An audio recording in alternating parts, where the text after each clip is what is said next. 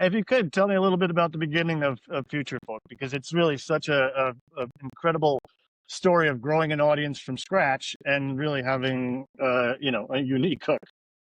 Yeah, and it was an accidental success.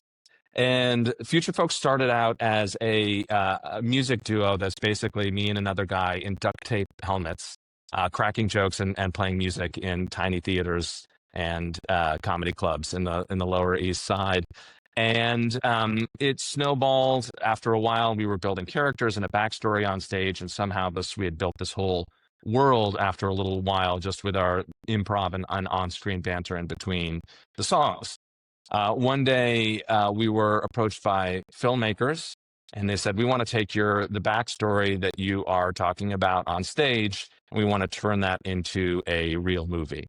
And I said, "I'm sorry, I misunderstood you, because it sounded a lot like you said you wanted to make a movie." But in fact, that was what they had said, and it was a very surreal experience. It kind of is like having a shooting star fall in your lap, and I had to make some very quick adjustments. I quit my job at the advertising agency FCB and went into pre-production for this crazy experience, and we filmed for about 4 months. And when all was said and done, it was about a year before the movie was released. It did not do well in its first round of film festivals.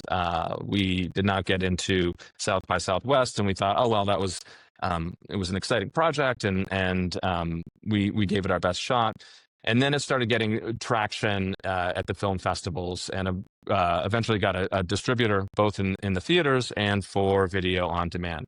So that meant that the movie was in real theaters across the country and in streaming platforms like Netflix, and sort of snowballed into it becoming a bit of a cult film.